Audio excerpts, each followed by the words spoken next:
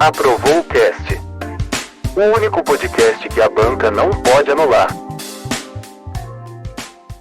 Olá, tudo pronto para a gente mergulhar hoje nos pontos bem específicos, importantes de uma norma que organiza as contratações de serviço no governo federal?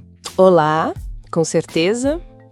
Vamos falar da IN 05 de 2017, né?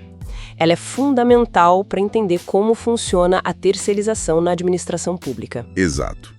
A ideia é descomplicar um pouco, sabe? Sem aquele juridiquês todo, focar na lógica de alguns artigos que sempre caem em prova, que o pessoal precisa saber. Perfeito. E acho que um bom começo é entender a distinção que a norma faz logo de cara, né? Entre contratar um serviço e, simplesmente alocar gente. Isso. Me parece que os artigos 3º e 4º já tratam disso. Qual é a grande sacada ali? Olha, o ponto crucial é: o contrato tem que ser de prestação de serviços. A norma veda que se descreva o objeto como mero fornecimento de mão de obra. Ah, então o foco é no resultado, no serviço entregue, e não nas pessoas em si. Exatamente. E, muito importante, o artigo 4º reforça: o pessoal da empresa contratada não vira servidor público, não tem vínculo de emprego com o governo, de jeito nenhum. Tá, essa separação é clara na regra. Mas e no dia a dia? Como fica a relação? O gestor público lá do órgão pode chegar e dar ordem direta para o funcionário da limpeza, por exemplo? Ótima pergunta. O artigo 5º é bem direto sobre isso. Ele proíbe a tal da ingerência. Ingerência? O que seria isso na prática? Quer dizer, a administração não pode agir com o chefe do empregado da contratada.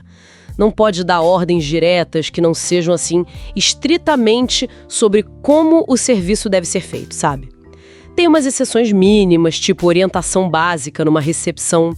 Não pode aplicar punição, não pode dizer para a empresa quem contratar ou demitir, nem dar benefício de servidor, tipo recesso. A comunicação oficial, as demandas, tudo tem que ser via preposto da empresa. Certo, fica bem delimitado o papel de cada um. Mas, então, isso significa que qualquer tipo de serviço pode ser terceirizado? Ou tem restrição? Não. Tem limites claros, sim. O artigo 9º trata disso. Ele veda a terceirização do que é estratégico, sabe? O centro da atividade do Estado. E o que seria estratégico nesse sentido? Bom, a norma fala em atividades que envolvam tomada de decisão central do órgão, planejamento, poder de polícia, regulação. E também as funções que são típicas de cargos do plano de carreira daquele órgão, a não ser que o cargo já esteja extinto, claro. Entendi. O núcleo do Estado não se terceiriza. Faz sentido. Agora, tem uma modalidade que sempre gera dúvida: a tal da dedicação exclusiva de mão de obra. O artigo 17 fala disso, né? Isso mesmo. Essa é uma categoria bem importante. São aqueles serviços tipo limpeza, vigilância, onde os funcionários da contratada ficam direto lá no órgão público, à disposição. Ah, ficam fixos lá. É. E a empresa não pode usar esses mesmos funcionários em outros contratos ao mesmo tempo. Eles estão dedicados exclusivamente àquele órgão, entende? Isso exige um controle mais rigoroso por parte da administração, imagino. E como a norma garante que tudo isso funcione bem, desde o começo, lá no planejamento, até o fim do contrato? Bom, aí entram as fases de planejamento e fiscalização. Os artigos 20 e 28 falam do planejamento. Tem que ter estudos preliminares, analisar riscos, para saber se precisa mesmo, como fazer. Isso. E tudo isso baseia o termo de referência, ou o projeto básico, que é o documento que detalha tudo do contrato. Depois, na execução, o artigo 40 prevê a fiscalização. E como é essa fiscalização? Ela é dividida. Tem a fiscalização técnica, para ver a qualidade do serviço em si. Tem a administrativa, que é super importante na dedicação exclusiva, para checar se a empresa está cumprindo as obrigações trabalhistas fiscais. Ah, para ver se está pagando o pessoal direitinho, recolhendo o imposto? Exatamente. E ainda tem a setorial, se o serviço rola em vários lugares e até pelo público usuário. É um sistema para tentar cobrir tudo. Falando em dedicação exclusiva e obrigações trabalhistas, e se o salário da categoria sobe por causa de um dissídio, o contrato pode ser reajustado? Pode, sim. É a chamada repactuação, prevista pelos artigos 53 a 61. mas só para dedicação exclusiva e só para cobrir variação de custo de mão de obra vinda de acordo ou convenção coletiva. Não é automático, então.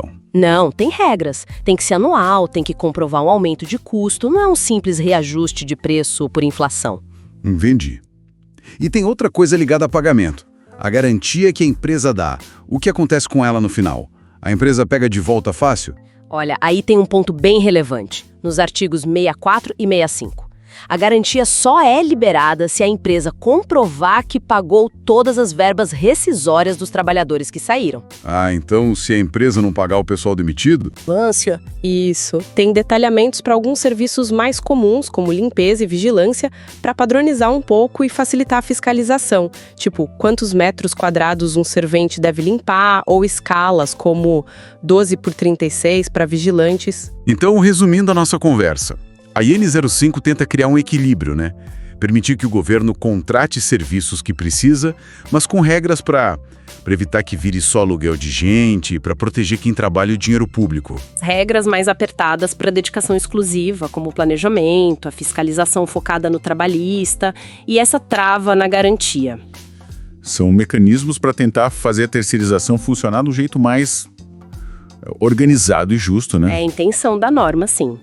Criar esses contrapesos. Fica então a reflexão, né? Será que toda essa estrutura de controle e planejamento, vários fiscais, retenção de garantia, realmente consegue, lá na ponta, no dia a dia, garantir ao mesmo tempo um serviço eficiente para o Estado e condições justas para quem está executando?